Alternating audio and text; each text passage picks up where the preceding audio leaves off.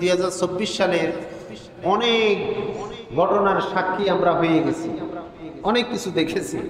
জন্ম লাইফে এই ধরনের বন্যা স্রোত, এই ধরনের পানি আপনি আমি কেউ দেখিনি, আল্লাহ দেখাইছে। গত 2 দিন আকাশে যে বজ্রপাতের ডাক, এদিকে শুনছেন, এই ধরনের ডাক রাত বোধহয় 2:30 থেকে 3টার দিকে, এই ধরনের ডাক আমার লাইফে আমি আর শুনিনি। প্রতি সেকেন্ডে বজ্রপাত। আল্লাহ মুহূর্তের ভিতরে পৃথিবীটাকে লন্ডভন্ড করে দিতে পারেন। তবে এই বজ্রপাতের লক্ষণ হচ্ছে, এগুলো হচ্ছে কিয়ামতের লক্ষণ। এগুলো কি কিয়ামতের লক্ষণ? যখন ইসরাফিল আলাইহিস সালাম সিংহে ফুৎকার দিবেন, তখন এক পাহাড় আরেক পাহাড়ের সাথে যে ধাক্কা লাগবে, এমতো জোরে ধাক্কা লাগবে, তার এক পাহাড়ের ধাক্কা আরেক পাহাড়ের লগে লাগার ফলে যে শব্দ হবে, সাথে সাথে ওই শব্দে পৃথিবীর সব মানুষগুলো বয়রা হয়ে যাবে। এত বিকট আওয়াজের শব্দ হবে, 7 আসমান একটার সঙ্গে আরেকটা ধাক্কা লাগবে, এত জোরে আওয়াজ হবে, পৃথিবীর মানুষগুলো ওই আওয়াজের সঙ্গে বেন্ট লেন্স হয়ে যাবে, পাগল হয়ে যাবে।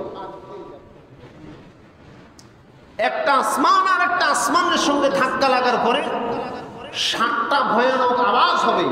এই 7টা আওয়াজের সঙ্গে পৃথিবী শূন্য বিচ্ছিন্ন তছনছ হয়ে যাবে। এগুলো হচ্ছে কিয়ামতের আলামত। তবে আমার স্পষ্ট মনে আছে, খেয়াল আছে, মনে কষ্ট নিয়েন না। এক সময় মসজিদ ছিল কাঁচা, মসজিদ ছিল কি, ইমান ছিল পাকা, ইমান ছিল ফাঁকা। এখন মসজিদ হয়েছে ফাঁকা, ইমান হয়ে গেছে কাঁচা। আমার স্পষ্ট খেয়াল আছে, ছোটবেলায় যদি এরকমের বজ্রপাত হতো, এরকমের কোনো ভয়ঙ্কর পরিস্থিতি হতো, আমরা যদি ঘুমেও থাকতাম, আমাদের মা আমাদেরকে ডাকে উঠায় লাগতো, উঠায় বলতো হুত আজান দাও। হুত কি দাও? আজান দাও। এখন তো আর ওই ধরনের কি মা নাই না আজান নাই, বুঝি না। মা নাই না আজান নাই, বুঝি না। আসলে ব্যাখ্যা করে দেখেন, মাও আছে আজানও আছে, ইমান সেই ধরনের ইমান।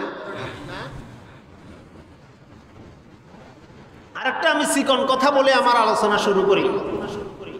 এই অধিকাংশ মুরব্বীরা যারা আছে, আমার চাচা জ্যাডার মতো যারা আছে, এখন ওনাদের ছেলের বউরা যখন প্রেগন্যান্সি ডেলিভারি আসে, তখন অধিকাংশ মা বোনেরা ডাক্তারমুখী হয়ে যায় প্রথম মাস থেকে। তখন এই মুরব্বী, আগের মুরব্বী যারা আছে, তারা একটু মন কালা, আমাদের 6টা 7টা 8টা হয়েছে, কোনোদিন ডাক্তার কবিরাজ চোখও দেখিলে, কোন হইলে গাল লগেই হেতরা ডাক্তার লই দোয়াদুই করে।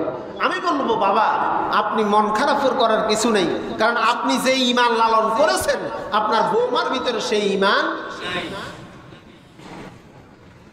ওনাদের ভিতরে ঈমান ছিল, যার ফলে দেখা গেছে 8টা 10টা বাচ্চা ডেলিভারি করার পরেও 2-4 গ্রাম তালাশ করে দেখেন একটা সিজারের রোগী। আর এখন একটা হইলে তো ভালো, দুইটা হইলে যথেষ্ট, একটা হইলে আরো ভালো। এই একটাও উনি ডেলিভারি করতে গিয়েও ওনার কি কাটা সেরা, এগুলার একটাই কারণ। এই জন্য হাদিস শুরু করেছেন, ইন্নামাল আমালু বিন্নিয়াত, যার ঈমান যেরকম তার কর্ম হয়। আমাকে এক মুরব্বী বলেছেন, হুজুর আগে হুজুরের তেল হড়া দিত, ওই খাঁ হড়া দিত, এগুলো বর্তন হড়া দিত, এগুলো খাইলে নাকি সাথে সাথে ডেলিভারি হয়ে যেত।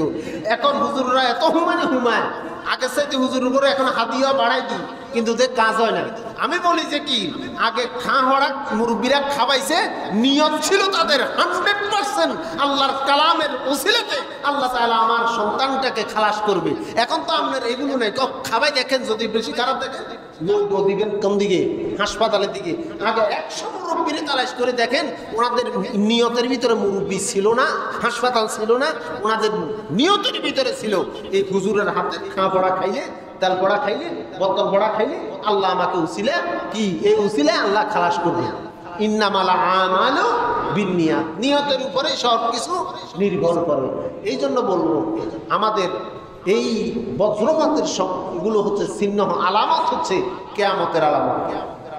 এগুলো কেন হয়? পৃথিবীর ভিতরে যখন গজব বেড়ে যায়, অনাচার বেড়ে যায়, পাপ বেড়ে যায়, পৃথিবীর মানে ভারস্থ হয়ে যায়, পৃথিবী আর গ্রহণ করতে পারছে না। আমি ফেসবুকের কথা বললে নাকি আপনাদের অনেকেরই মনে কষ্ট আসে, আমার কানে সেই সংবাদ এসেছে। তবে সোশ্যাল মিডিয়ায় আমি চোখ বন্ধ করে মাড়ির তলের ওয়াজ করে হুজুর আমি নয়, চাকরি থাকবো কি যাবো এগুলো আমার দেখার বিষয় নয়। তবে বর্তমান প্রেক্ষাপটে আপনি কথা বলবেন, এই ফেসবুক ইউটিউবের ভিতরে দেখা যাচ্ছে কি জানা, অনর্গল জানা বেড়ে গেছে, সুদের কারবার বেড়ে গেছে, ঘুষের কারবার বেড়ে গেছে, হত্যা রাহাজানি বেড়ে গেছে, অন্যায় অবিচার বেড়ে গেছে। এগুলোর বেপরদা তো এখন কথাই নেই, বেপরদা তো এখন কথাই নেই। আগে দুঃখ লাগে এগুলো।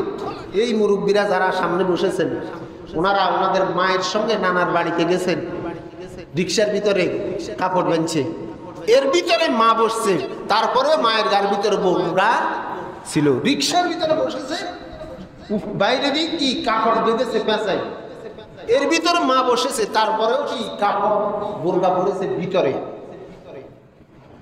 আর এখন যে সমস্ত বোরকাগুলো মা বোনেরা পড়ে, আমি মনে করি এগুলো পড়ার চাইতে না পড়াই ভালো।